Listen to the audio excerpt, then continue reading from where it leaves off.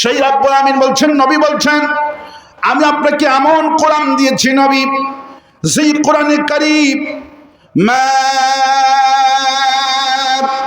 আনজালনা আলাইকাল কুরআনা লিতাশকা। হে নবী, আমি আপনাকে এমন কোরআন দিলাম, যেই কোরআনে কারীম আপনি পড়বেন আর আপনি গরিব হয়ে যাবেন তা হবে না। কোরআন পড়লে কোরআন আপনাকে গোটা বিশ্ববাসীর কাছে সুসম্প্রসারণ করে দেবে, মাথাটা উঁচু করে দেবে, দুর্ভোগ পাবে না। কোরআন যারা পড়লো তারা হলো হিরব, কোরআন যারা আমল করে এরা হলো হিরব। কফ ওয়াল কুরআনিল মাজিদ। আমি আল্লাহ কসম করছি। কে কসম করছে? আমি আল্লাহ কসম করছি, পবিত্র কোরআনে কারীমের কসম করছি। এই কোরআনটা হলো মর্যাদাপূর্ণ কোরআন। যে পড়ে তার মর্যাদা বেড়ে যায়, যে শোনে তার মর্যাদা বাড়ে, যে লেখাপড়া করে, যে আমল করে তার ঈমানটা এত বেড়ে যায়। আয়াতুহু যাদাতুহুম ঈমানাও ওয়া আলা রাব্বিহিম ইয়াতাওয়াক্কালুন। কোরআন যে ব্যক্তির সঞ্চার, আল্লাহ পাক বলে ঈমানটা এত বেড়ে যায়, ইয়াতাওয়াক্কালুন, ফাঁসির মঞ্চে যায়, গোলাম রাষ্ট্রপতির কাছে ক্ষমা ভিক্ষা চায় না, ফাঁসির মঞ্চে যায়। শহীদ আব্দুল কাদের মোল্লা প্রথম শহীদ করা হয়, তাকে নাম কি বললাম? আব্দুল কাদের মোল্লা। কোরআনে কারীমের কর্মীদের ঈমান কত স্পিরিট! জেলখানার 10টার সময় ফাঁসির দিনে তার কাছে একটা চিঠি চলে এসেছে, রাষ্ট্রপতির চিঠি। লেখা আছে, আপনি যদি আমার কাছে যুদ্ধ অপরাধী স্বীকার করে মাপ চান, আমি আপনাকে ক্ষমা করে দিব। আব্দুল কাদের মোল্লা চিঠিটুকুন পড়ে রাষ্ট্রপতির চিঠি ছিঁড়ে পায়ের তলে পৃষ্ঠ করে দিয়েছে, বলছে মজলুম কোনদিন জালেমের কাছে ক্ষমা ভিক্ষা চায় না। আয়াতুহু যাদাতুহুম ঈমানাও ওয়া আলা রাব্বিহিম ইয়াতাওয়াক্কালুন। আল্লাহ পাক বলেন, যখন আয়াত শোনায়, কোরআনে কারীম থেকে যখন তেলাওয়াত করা হয়, কোরআন শোনার পরে এমন ঈমানটা বেড়ে যায়, ইয়াতাওয়াক্কালুন। মুমিন ফাঁসির মঞ্চে যাচ্ছে, রাষ্ট্রপতির চিঠিটা পায়ের তলে দেয়, কত বড় ঈমান! বিশ্বকবি, কবি সম্রাট আল্লামা ইকবাল বলছেন, বাতিল সে দবনে ওয়ালে आया से मां नहीं हम, बातिल से दबने वाले आया से मां नहीं हम, सोबर कर चुका है तो ইন্তেহা হামারা। এই আকাশ সাক্ষী, জমিন সাক্ষী যে আল্লাহর কোরআনের জন্য জীবন দেয়।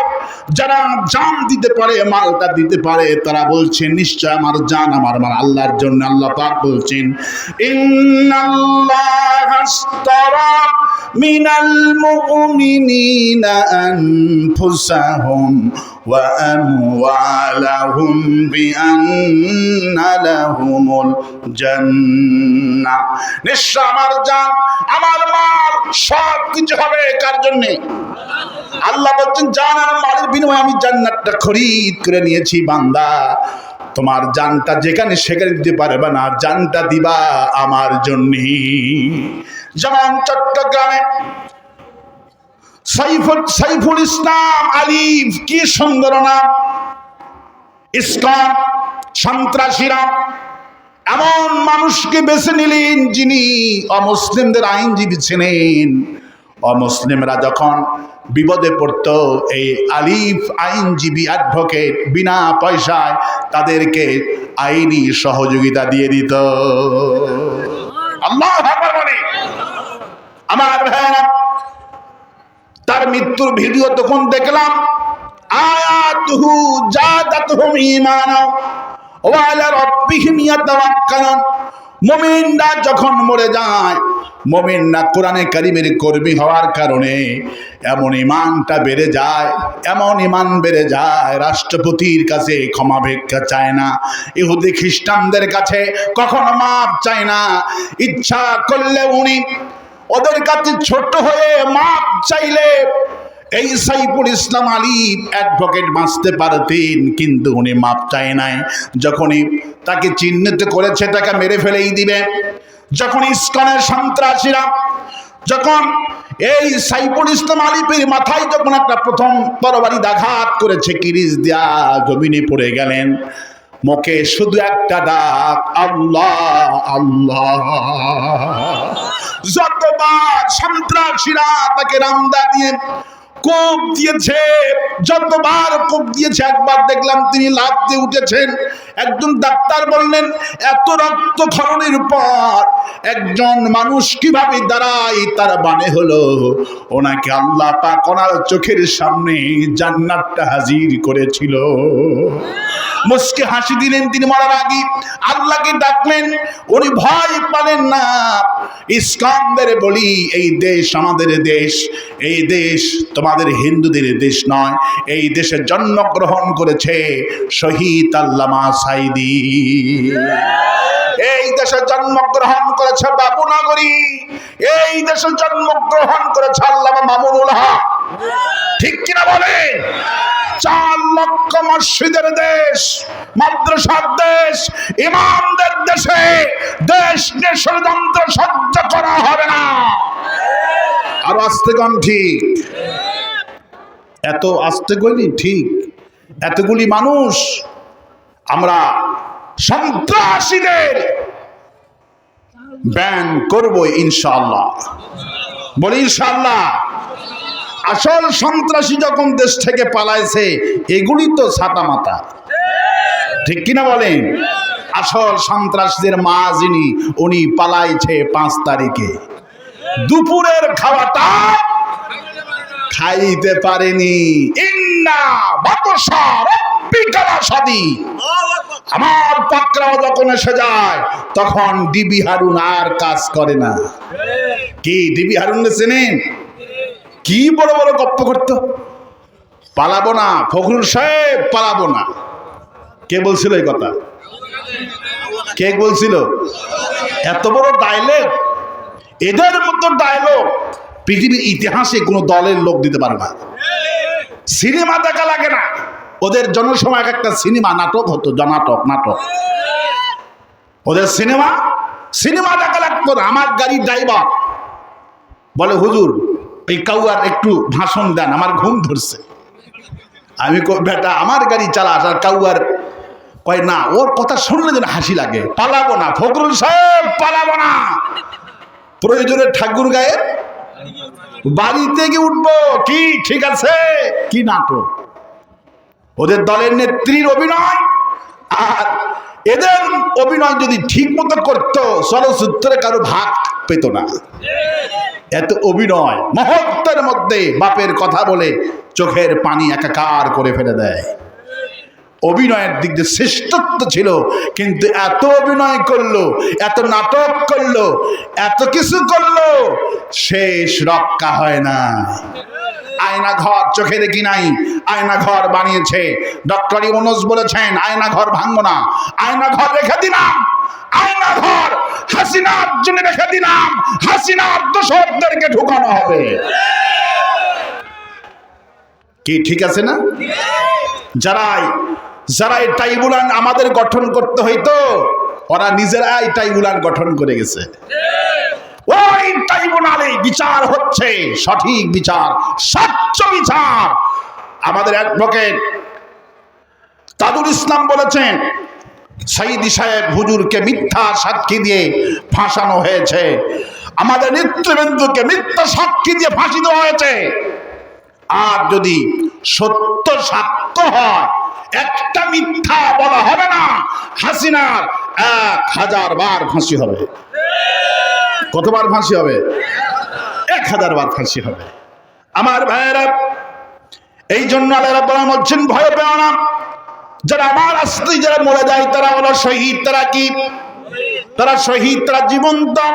আল্লাহ পাক সেই কথা বলছেন, ওয়ালা তাকুলু লিমান ইউকতালু ফি সাবিলিল্লাহি আমওয়াত বাল আহইয়াউ ওয়ালাকিন লা ইয়াশউরুন।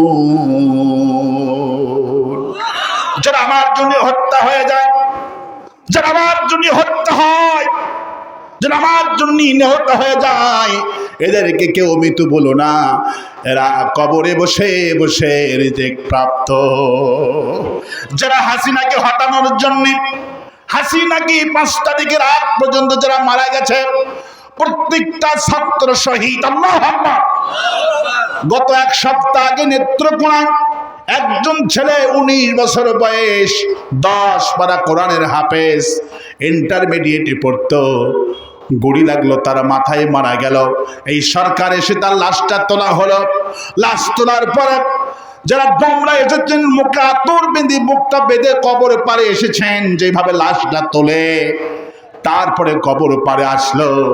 আসার পরে তারা কোনো গন্ধ নাই, খাড়ালটা উপরে ফেলে দিল, মাটি পড়ে নাই কবরের মধ্যে।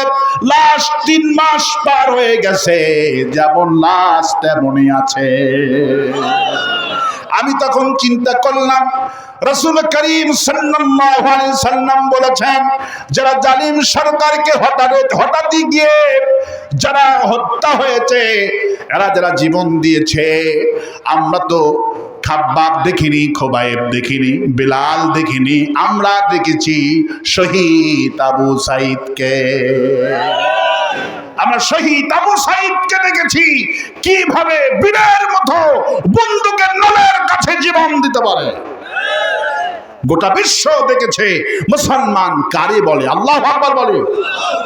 আমার ভাইয়েরা, ভয় পাওয়ার কোনো কারণ নাই, হতাশ হওয়ার কোনো কারণ নাই। ওমর রাদিয়াল্লাহু বলছেন, আল্লাহুম্মা রযুকনি শাহাদাতান ফি সাবিলিক ওয়াজআল মাউতি ফি বিলাদ রাসূলিক। হায় আল্লাহ, মরা যখন লাগবে আমাকে তুমি শাহাদাতের মওত নসিব করে দিও। কিন্তু আল্লাহ পাক ওমর রাদিয়াল্লাহু তাআলা আনহুর দোয়া মঞ্জুর করলেন। নামাজ পড়লেন, ফজরের নামাজ। 2 রাকাতের মধ্যে ইহুদির নেতা লুলু তার পেটের মধ্যে খঞ্জর ঢুকিয়ে দিলেন। ইতিহাসটা সকলের জানা। আমার ভাইরা, ষড়যন্ত্রের কোনো শেষ নাই। ওমর তো দক্ষ মানুষ ছিলেন, গোটা বিশ্ব কাঁপতেন। সেই ওমরকে কিভাবে পরিকল্পিতভাবে ফজরের নামাজই দ্বিতীয় নামাজ রাখার যখন নামাজ পড়ে ওমর ফারুক রাদিয়াল্লাহু তাআলা আনহু, ওমরের পেটের মধ্যে এই ইহুদির নেতা, ইহুদির মিত্র লুলু, উনি একটা খঞ্জর নিয়ে নববীতে চলে গেছে। ফজরের আগেই আযান দেওয়ার সঙ্গে সঙ্গে চলে গেছে। উনি বেছে নিলেন, ওমরকে প্রথম আঘাতে মারব না, প্রথম আঘাতে মারলে আমি বের হতে পারবো না, শেষ রাকাতেই মারব। ওমর যখন শেষ রাকাতি, দ্বিতীয় রাকাতে যখন সূরা ফাতিহা ধরেছেন, অমনি তার পেটের মধ্যে খঞ্জরটা ঢুকিয়ে দেওয়া হলো। ওমরের নারী ভুঁড়িগুলি জায়নামাজের উপরে পড়ে গেল। ওমরকে রক্ষা করার জন্য মুসল্লিরা দাঁড়ালেন। 11 জন মানুষকে লুলু হত্যা করেছে। আল্লাহু আকবার। 11 জন মুসল্লিকে হত্যা করেছে। শেষ পর্যন্ত যখন দেখলেন আমি ধরা পড়ে যাব, ইহুদিরা কঠিন জাতি, এদের মারাত্মক, এরা ফিতনাবাজ, এরা গোটা দুনিয়ায় ফিতনা ছড়াচ্ছে। যখন সাহাবী তাকে ধরে ফেললেন, 11 জন সাহাবী শহীদ হলো। ওমরের ভুঁড়িগুলি বের হয়ে গিয়েছে। আমার ভাইরা, ওমর রাদিয়াল্লাহু তাআলা 11 জন শাহাদাতের বিনিময়ে যখন গ্রেফতার হওয়ার আগে নিজের তরবারি খঞ্জর দিয়া নিজেই আত্মহত্যা করে মরে গেছে। ওমরকে হত্যা করার রহস্য উদ্ঘাটন করা সম্ভব হয়নি। কিন্তু আমার ভাইরা, ইসলামের ষড়যন্ত্র এখানেই শেষ নয়। ওমরকে হত্যা করা হলো, ওসমানকে হত্যা করা হলো, আলীকে বিষ প্রয়োগ করে হত্যা করা হলো। যার তার বাড়িতে খাবেন না, দিন সময় অনেক বড় খারাপ। এমন মেডিসিন এসেছে এখন 5 টাকার মেডিসিন যদি খাওয়ায় আপনি 2 মাস পর পাগল হয়ে যাবেন, ব্রেন স্ট্রোক করবেন, একদিনে হবেন না। এই যে রাসূল বলছেন তোমার দুশমনের বাড়িতে ঠিক মতো খাবা না, যারা তোমার দুশমন এদের বাড়িতে খাওয়া দাওয়াটাও তুমি কন্ট্রোল করে খেও। আল্লাহু আকবার। কন্ট্রোল করে রাসূল খেতে বলেছেন, জাত তার বাড়িতে খাবেন না, আপনি অমুক দল করেন। এখন এমন মেডিসিন নেমেছে পানির মধ্যে দিয়ে আপনাকে খাওয়াই দিবে, আপনি কল্পনা করতে পারবেন না। এই জন্য আমার ভাইয়েরা, ভয় পাওয়ার কোনো কারণ নাই, হতাশার কোনো কারণ নাই। যারা এই কোরআনে কারিমের দাওয়াত দিয়েছেন, শুধু কোরআনের দাওয়াত দিলে ওদেরকে টার্গেট করবে না, শুধু কোরআন তেলাওয়াত করলে টার্গেট হবে না। যারা আফালা ইয়াতাদাব্বারুনাল কুরআন, যারা কোরআন নিয়ে গবেষণা করে, এদেরকে রাষ্ট্র টার্গেট করে, সমাজপতিরা টার্গেট করে, দুনিয়ার সন্ত্রাসীরা এদেরকে টার্গেট করে। সাইফুল ইসলাম আলিফকে কেন টার্গেট করেছে? এটি সাধারণ আইনজীবী নাম, জোহরের নামাজ জামাতে আদায় করেছে। আল্লাহু আকবার। ফজরের নামাজের ইমাম যদি না থাকে, এই সাইফুল ইসলাম আলিফ নিজে ইমামতি করত। আল্লাহু আকবার। এখন বুঝিন কি মানের অ্যাডভোকেট তিনি। কোরআন খতম যারা করবে এদেরকে রাষ্ট্র শক্তি টার্গেট করে না। কোরআন নিয়ে যারা গবেষণা চালায়, যেই দল কোরআন নিয়ে গবেষণা করে, যেই দল কোরআনের কর্মী বানায়, এদেরকেই জালিমেরা টার্গেট করে। আর আস্তে কম ঠিক, আর আস্তে কম ঠিক। আপনি কোরআন খতম করতেছেন, কোরআন খতম শুনে নারায়ণগঞ্জের শামীম ওসমান নাম শুনছেন? 70 রাকাত নফল নামাজ তাহাজ্জুদ পড়তো দৈনিক, শোনেননি? শামীম ওসমান কোরআন তেলাওয়াত শুনে মাথা খারাপ হয়ে গেল। এক মাহফিলে এক কারীকে 5 লক্ষ টাকা উনি মঞ্চে হাদিয়া দিল। আমি যখন কারি সাহেবের ওই তেলাওয়াতের তাফসীর করা শুরু করলাম, তখন তিনি বলছেন যে হুজুর আর চোখে দেখোনি, এই হুজুর কানতে হয়েছে। কোরআন শুনতে মজা, কোরআন শুনতে মজা, কিন্তু কোরআনের শাসনের কথা যখনই বলবেন, আফালা ইয়াতাদাব্বারুনাল কুরআন, আল্লাহ বলেন কোরআন নিয়ে গবেষণা করো, কোরআন নিয়ে চিন্তা করো। গোটা দেশের মানুষ প্রতিদিন হাজার হাজার হাফেজ, লক্ষ লক্ষ হাফেজ কোরআন খতম করছে, কিন্তু কোরআন গবেষণা নাই। কোরআন গবেষণার একটা দল বাংলাদেশে আছে কোন? আলহামদুলিল্লাহ। কোরআন গবেষণার একটা সংগঠন আছে, ছাত্র সংগঠন আছে, ছাত্রী সংগঠন আছে, এবং সবার একটা সংগঠন আছে। আল্লাহু আকবার বলে। এরা কোরআনকে গবেষণা করে। কি গবেষণা করে? এরা কোরআন গবেষণা করে। কোরআন যারা গবেষণা করলো, কোরআন যারা গবেষণা করলো, তারাই হলো এই সমাজের আল্লাহর খাঁটি বান্দা। সুবহানাল্লাহ। কোরআন খতম করলেই আপনি জান্নাত পাবেন না। কোরআনের শাসন যেতে হবে, কোরআনের তাফসীর বুঝতে হবে, কোরআন নিয়ে গবেষণা করতে হবে। আল্লাহ পাক চুরি করলে হাত কাটা আইন এখানে দিছে। কি দিছে? চুরি করলে হাত কাটতে হবে, এই আইনটা কে দিয়েছে? কিন্তু আপনি কোরআন শরীফ খতম করলেন, কিন্তু চুরি করলে হাত কাটা লাগবে, এই আইনটা মোটেই চাইলেন না। আল্লাহ পাক সেই জন্য বলছে, হাবিব রাসূল কারীম সাল্লাল্লাহু আলাইহি ওয়াসাল্লামের কাছে এসে সাহাবীরা বলল, রাসূলুল্লাহ আমি 3 খতম দিয়েছি, এইটা আমার ছেলে এসে 2 খতম দিয়েছে, হুজুর একটু দোয়া করে দেন। তখন আল্লাহ পাক দেখলো এই লোকেরা কোরআন তেলাওয়াতের কোনো ঘাটতি নাই, আমার জিকির করে, নবীর প্রতি দরুদ পড়ে। কিন্তু নবীজি যখন বলল এসব পার্লামেন্টে আমরা সবাই মিলে চুরি বন্ধ হবে, পার্লামেন্ট আইন পাস করি, চুরি করলে হাত কাটা লাগবে, এসো আমরা হাত কাটা আইন পার্লামেন্ট আইন বানায়।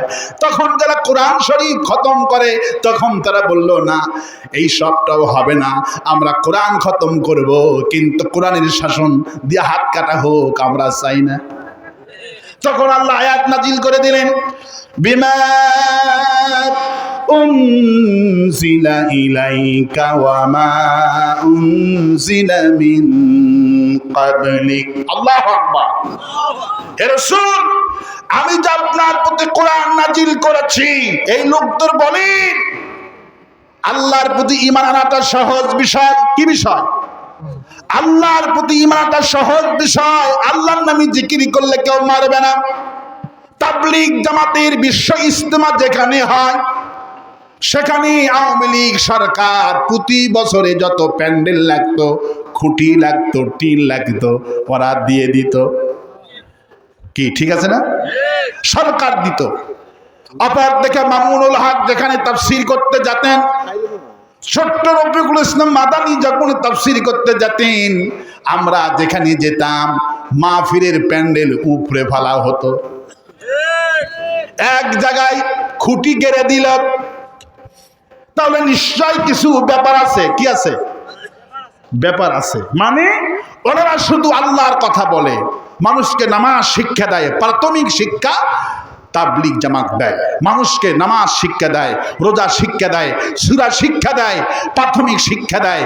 কিন্তু তাবলীগ জামাত যদি মসজিদে গিয়ে যদি বলে এই দেশ আল্লাহর, কোরআন দিয়েছে, চুরি করলে হাত করা লাগবে, আসো ভাই সবাই মিলে পার্লামেন্টে গিয়া আল্লাহর কোরআন চালু করি, এই কথা যদি মসজিদে বলে একদিন টিকতে পারবে না। আমি মিথ্যা কথা কইলাম? আমি মিথ্যা কথা কইলাম? তাবলীগ জামাতের বিশ্ব ইজতেমায় বলে লক্ষ লক্ষ লোক আজকে এখানে এসেছে। হাসিনা নিজেও সেখানে দোয়া করতেন যায়। যদি হাসিনার কাছে দাবি করত আমরা লক্ষ লক্ষ লোক তোমার কাছে আবদার করি, তুমি আগামীকালকে এই দেশে কোরআনের আইন কায়েম করবা, পরের বছরে এই ইজতেমা হতে দিত না, পরের বছরই হতে দিত না। তারা মানে হলো শুধু তেলাওয়াত করো, তেলাওয়াত করো, তেলাওয়াত করো, খতম করো, কোনো অসুবিধা নাই। আফালা ইয়াতাদাব্বারুনাল কুরআন। কোরআন শরীফ খতমের জন্য নাজিল করেনি, কোরআন নাজিল করেছে সমাজ পরিচালনার জন্য, রাষ্ট্র পরিচালনার জন্য। কিন্তু সেই কোরআনকে মরার পরে খতমের কিতাব বানাইছি। কিসের কিতাব? আল্লামা ইকবাল বলছেন আমুল কি কিতাবে থি দোয়া কি কিতাব বানা দিয়া, আমুল কি কিতাবে থি দোয়া কি কিতাব বানা দিয়া, समझाने की किताब थी পড়নে কা কিতাব বানা দিয়া। যেই কোরআনটা আসছিল সমাজ রাষ্ট্র পরিচালনার জন্য, মূর্খের গোষ্ঠীরা সেই কোরআনটাকে খতমের কিতাব বানাইছে। কোরআন খতম করে, কোরআন তো খতম আমরা করবই, কিন্তু কোরআন খতম শুধু আসেনি, কোরআন এসেছে সমাজ রাষ্ট্র পরিচালনা করার জন্য। কিন্তু যারা এই রাষ্ট্রের পরিচালনার কথা বলবে, রাষ্ট্র শক্তি তাদেরকেই টার্গেট করত। আরো আস্তে কোন ঠিক, আরো আস্তে কোন ঠিক।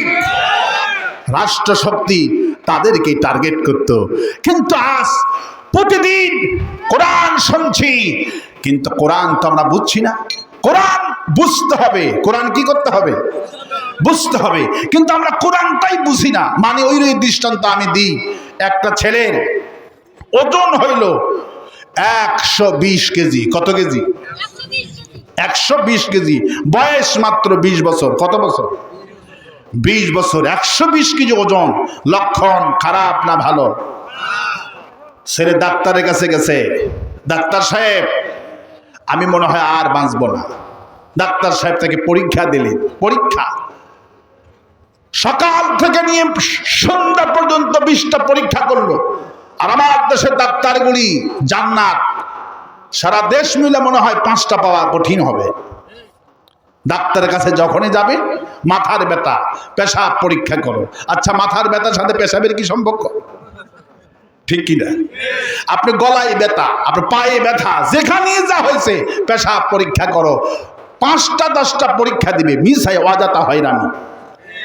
একটা ছেলে ফেসবুকে দেখলাম সেদিন, বাস্তব কিনা আল্লাহ জানে। উনি বলছে ভাই আমার স্ত্রী আমাকে বকা দিচ্ছে যে তুমি ডায়াবেটিস মনে হয় বেড়ে গেছে, ডাক্তার দেখাও। ডায়াবেটিস হাসপাতালে গেলাম ডাক্তার দেখানোর জন্য। ডাক্তার বলছে পরীক্ষা হবে না, সকালবেলার পেশাব লাগবে। কিসের পেশাব লাগবে? লোকটা গেছে 10টার দিকে, সকালবেলা পেশাবটা কই পাবে বলেন তো? তো বললো ঠিক আছে, আগামীকালকে তুমি সকালবেলা পেশাব নিয়ে আসবা। লোকটা পরের দিনও সকালে উঠে পেশাব করেছে। স্ত্রীর গালের ভয়তে সে টিউবওয়েল চাপ দিয়া 1 বোতল পানি নিয়ে গেছে। 1 বোতল পানি নিয়ে যাওয়ার পর 2টার দিকে ডাক্তার রিপোর্ট দিবে। ডাক্তার বলছে, রোগী আসো এখানে? বলে হ্যাঁ। বললো তোমার লক্ষণ খারাপ, ডায়াবেটিস 14 পয়েন্ট। কত পয়েন্ট? লোকটার কাছে খানিক পানি দিছে, আর পানি খানিক পকেটে ছিল বোতলে, ছোট্ট বোতলে, আরসির বোতল, সব ধরে মুখে বেড়ে দিছে। সব ডাক্তারগুলি, ওই সাইড সুইটের কম্পাউন্ডারগুলি দৌড়ে এসে বলে, বেটা বেয়াদব, ডাক্তারের মুখে পেশাব মারছিস কেন? কয় পেশাব না, পেশাব সত্যি হইলে খুশি হইতাম, এটা হলো কলের পানি। বেটা আমার পেশাব নাই, কলের পানি নিয়ে এলাম, আর সেটাকে 14 পয়েন্ট বানাইছিস। এই ডাক্তারদের বিচার হওয়া উচিত। আমি গত ডিমলাতে মাহফিল করলাম, প্রায় 5 দিন হবে। ডিমলা, যার বাড়িতে ছিলাম, একটা সামান্য একটা বাড়িতে পড়ে তার পুত্রবধূর 10 লক্ষ টাকা ঢাকাতে গেছে, আর খাঁচা বেঁধে দিয়েছে একটা। বললো হুজুর টাকার কথা বলি না, যে কষ্ট, এইটা দেখলে কলজা ছিঁড়ে যায়। আগে আমাদের পা ভেঙে গেলে গাছ গাছালি দিয়ে একটু ঝাঁপ দিয়ে দিত, দেখেছি আমরা, ভালো হয়ে যেত। আজকে ডাক্তারগুলি কোনো এলিম কালাম নাই, এগুলি কষাই ফেল, কষাইয়ের মতো 5 টাকার জন্য 1000 টাকার জন্য একটা মানুষের লাইফ শেষ করে দিচ্ছে। ডাক্তারগুলি, ডাক্তারি খাত বর্তমান বাংলাদেশে কোনো চিকিৎসা নাই, কোনো এলিম নাই। ডাক্তারের কাছে কোনো এলিম নাই, এদের কাছে কোনো চিকিৎসা নাই। চাকরি করে হাসপাতালে, আর ক্লিনিক খুলে বসে রয়েছে 12টা পর্যন্ত, কোনো মতো ওখানে থাকে, আর কয় আমার চেম্বারে আইসো। ঠিক কিনা? আমি এই সরকার কাছে দাবি জানাবো, আমি বলতে চাই, আপনাদের বলতে চাই, ডাক্তারের ব্যাপারে সোচ্চার হন।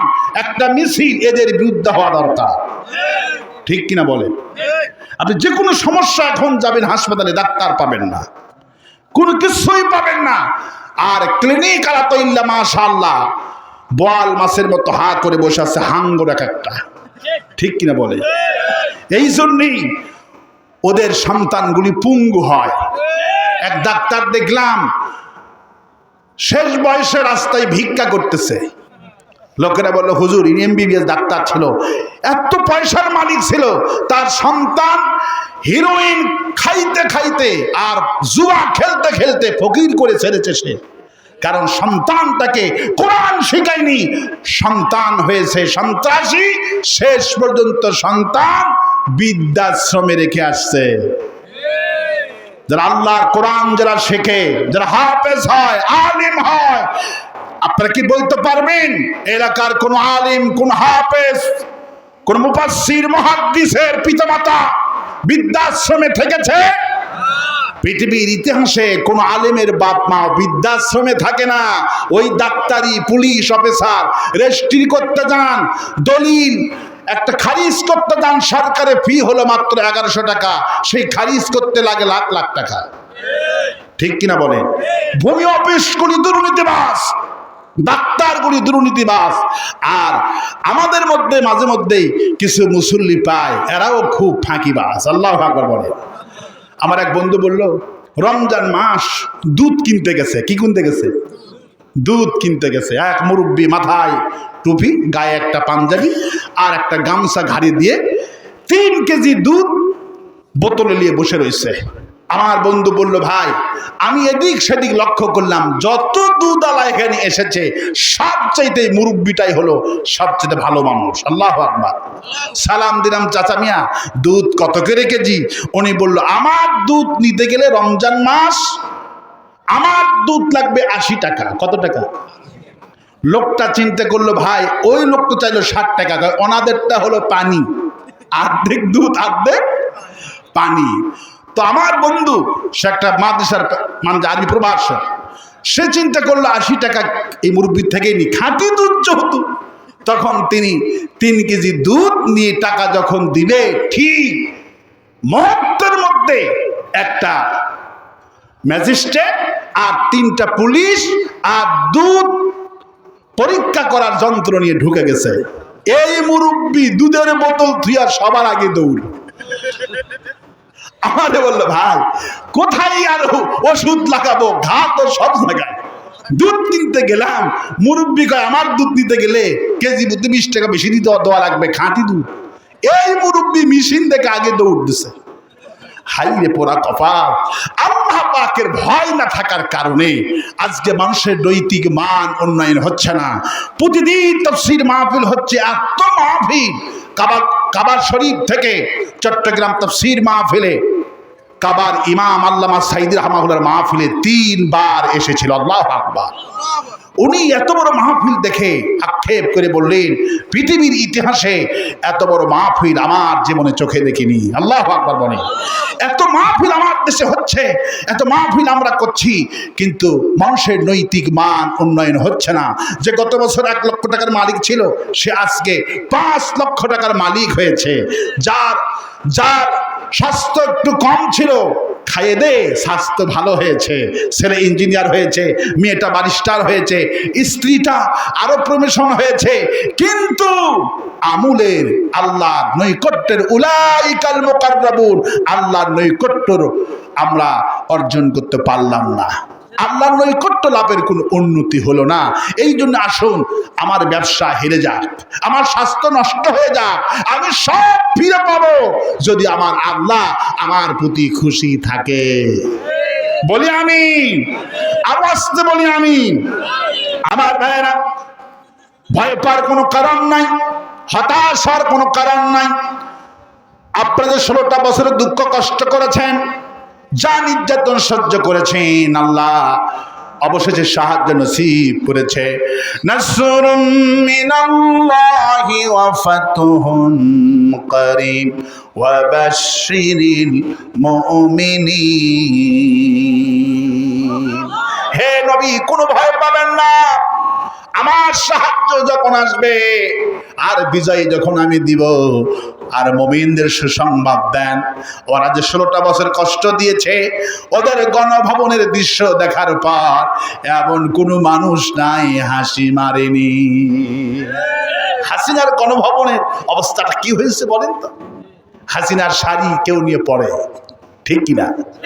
কেউ ফ্রিজ খুলে মুগুরি রান, গরুর রান, যে যা খুশি তাই খায়, কেউ মাছ ধরে, ঠিক কিনা বলে?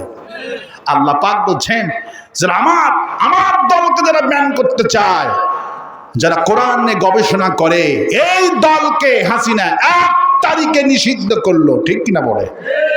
জামাত ইসলামে কয় তারিখে নিষিদ্ধ করলো? 1 তারিখ বৃহস্পতিবার দিন নিষিদ্ধ করলো। আর 5 তারিখে আল্লাহ চিরতরে গোষ্ঠী শুদ্ধা পালিয়ে দিল। আল্লাহু আকবার বলেন। নবী কোনো ভয় পাবেন না। রাসূলের দল যখন ওরা ব্যান করলাম, রাসূলের দল যখন ব্যান করলো, আবু জেহেল পার্লামেন্টে বসে আল্লাহ হুজুরকে বললেন, কিছুতেই মন খারাপ করবেন না।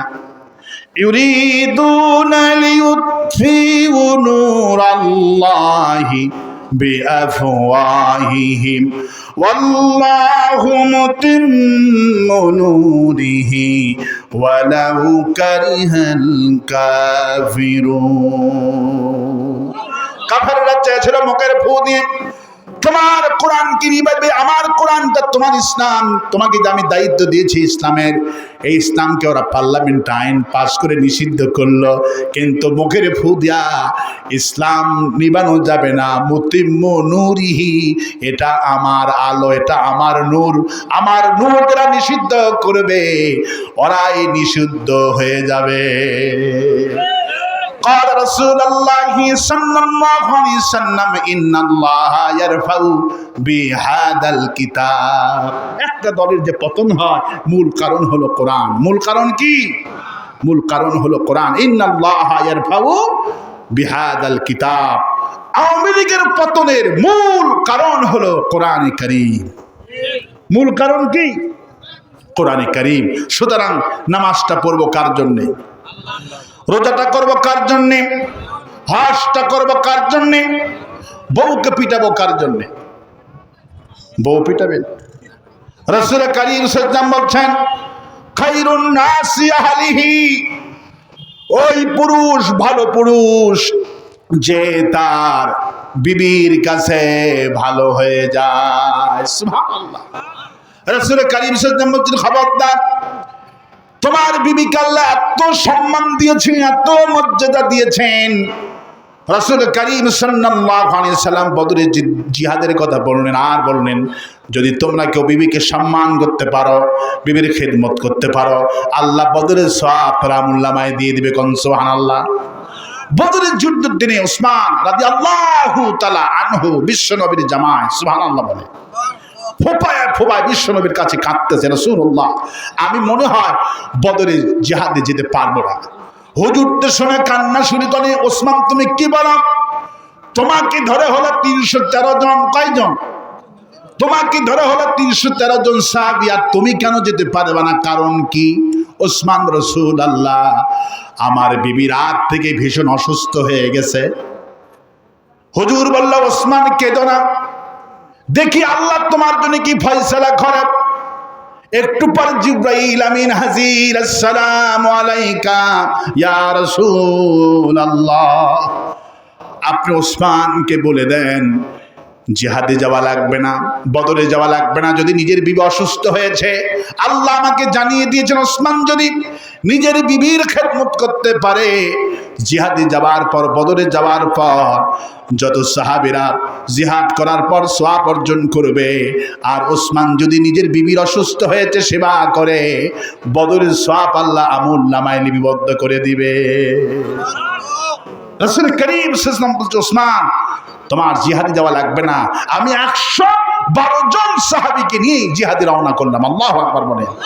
ওসমান রাদিয়াল্লাহু তাআলা আনহু বদরের জিহাদ থেকে অনুপস্থিত ছিলেন নিজের বিবির খেদমতের জন্য। আল্লাহু আকবার।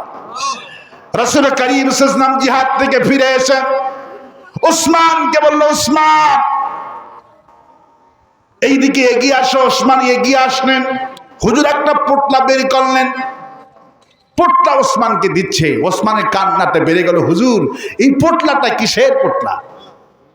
হুজুর বলল ওসমান নে, আল্লাহ আমরা যে জয়ী হয়েছি, কাফেরদের টাকা পয়সা যা পেয়েছি এগুলি গনিমতের মাল বলা হয়। কি বলা হয়?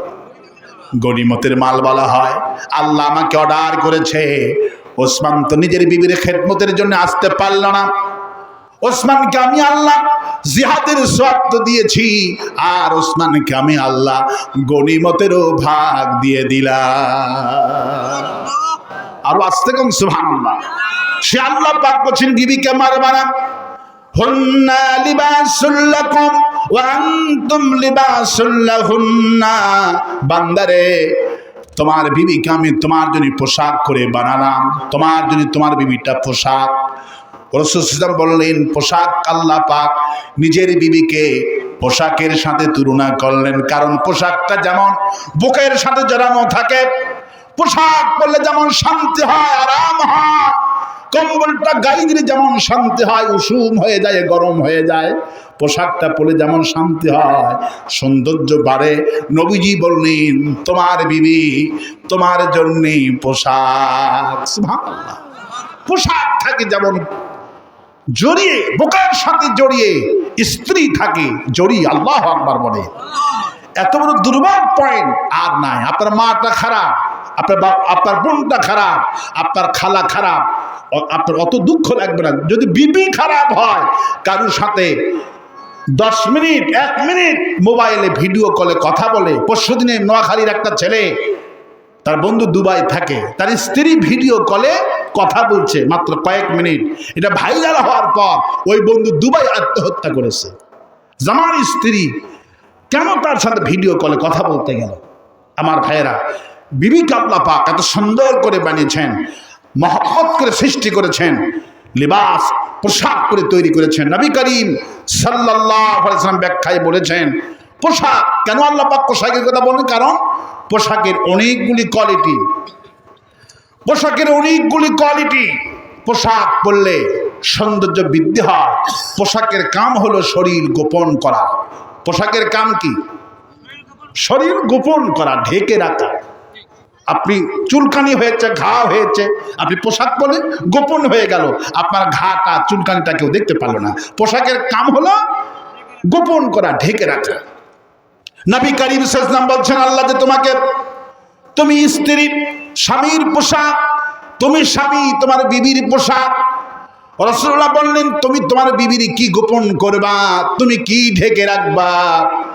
নবীজি বললেন, তোমার বিবি যখন কোনো ভুল কাম করবে, কোনো অসৎ কাম করে বসবে, তোমার বিবির ওই দোষগুণগুলি বাপের কাছে বলো না, পাড়া প্রতিবেশীর কাছে বলো না।